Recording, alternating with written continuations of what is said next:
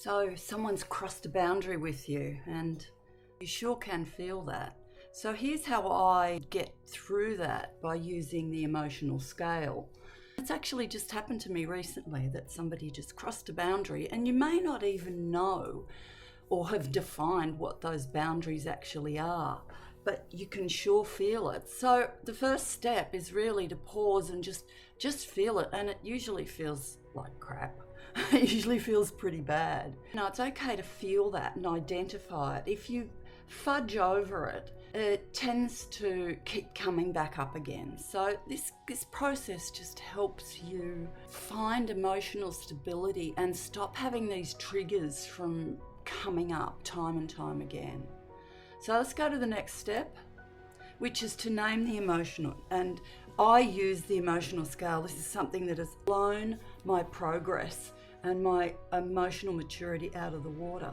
So name the emotion and find it on the emotional scale. Now, I've developed this one. I've called it the emotional scale for alignment. What you're seeing on the screen right now is the short version of it. So when somebody crosses your boundary, it's not usually up in these expansive states. It's not even usually in the neutral zones. You don't usually feel compassionate and self-respecting straight away when a boundary's been crossed.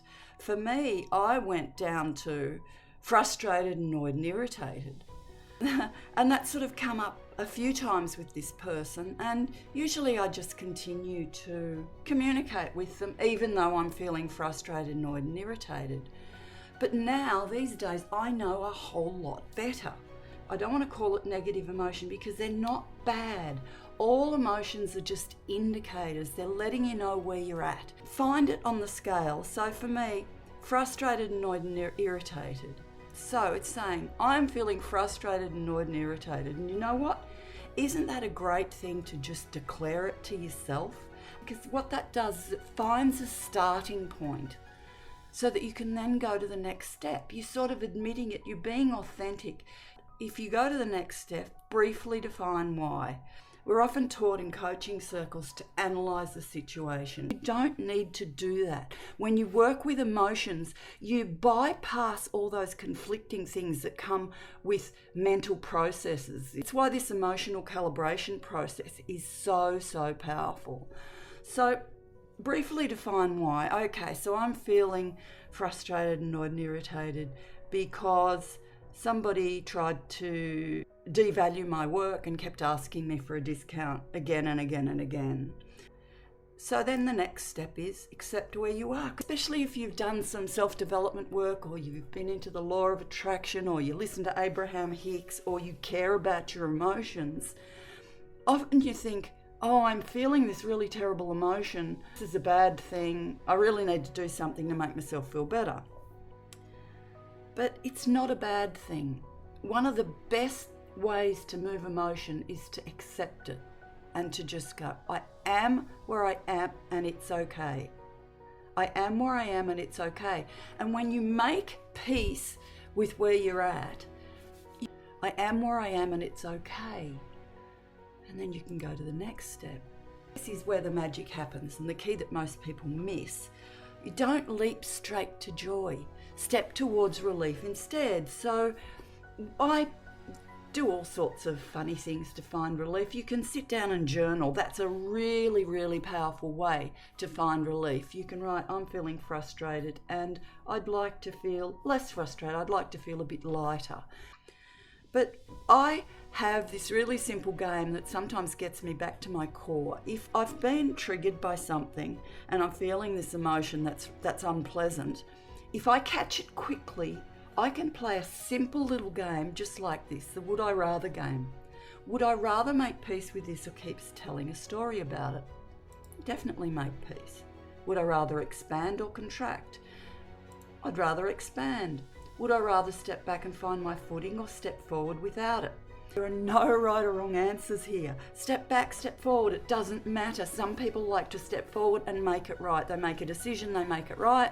Some people like to step back, find their footing before they move forward. There's no right or wrong answers.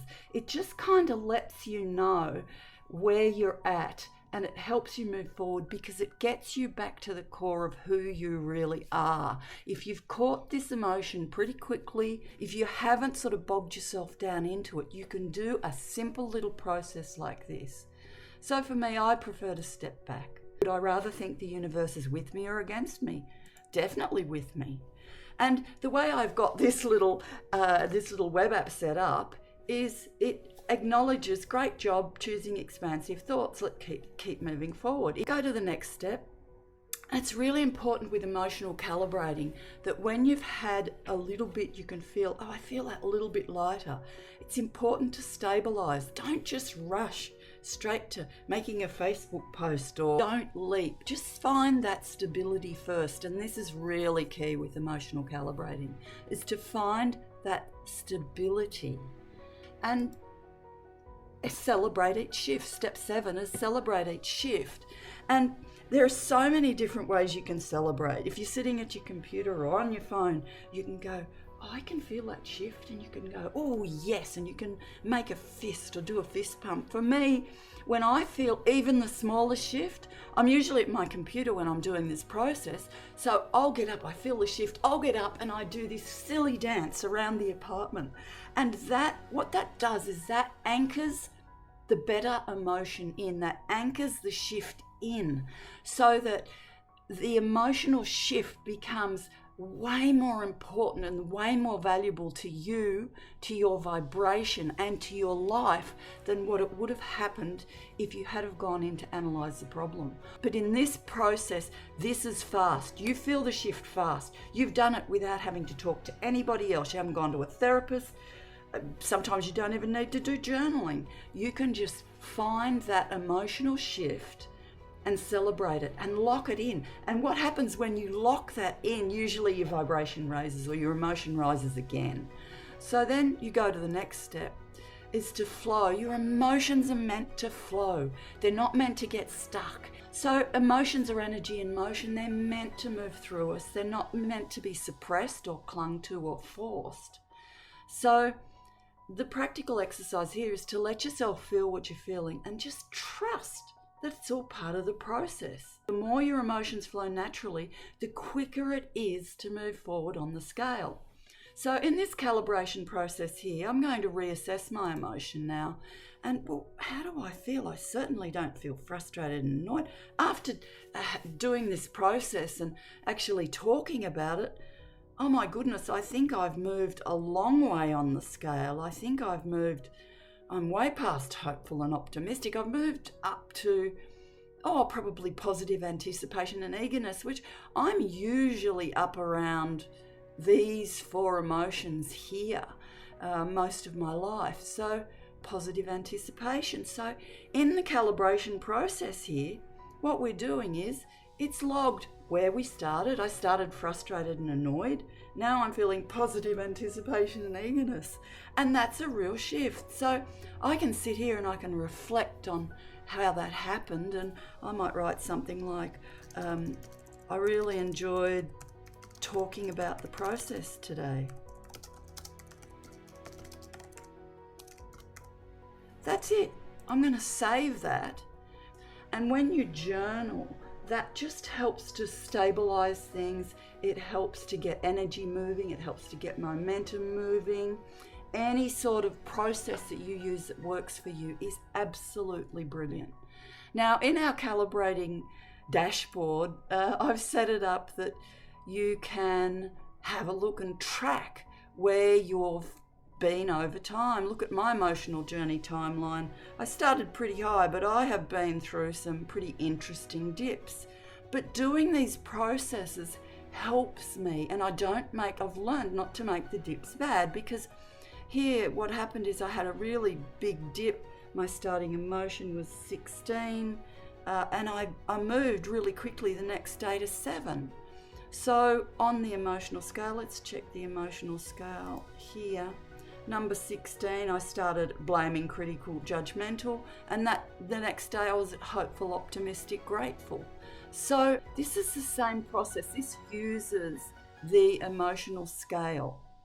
Again, when someone has crossed a boundary, you're going to feel whatever you feel about it. For me, I sort of set my own boundaries. I want to be here when I think about communicating with them.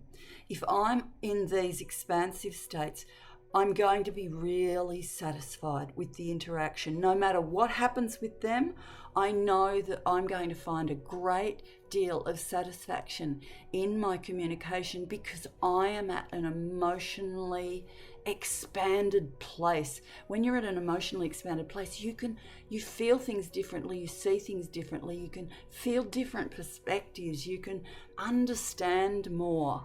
So it's just a better place to be. I don't have to analyze it. I don't have to ask them where they're coming from. When you're in these expansive states, you can feel it.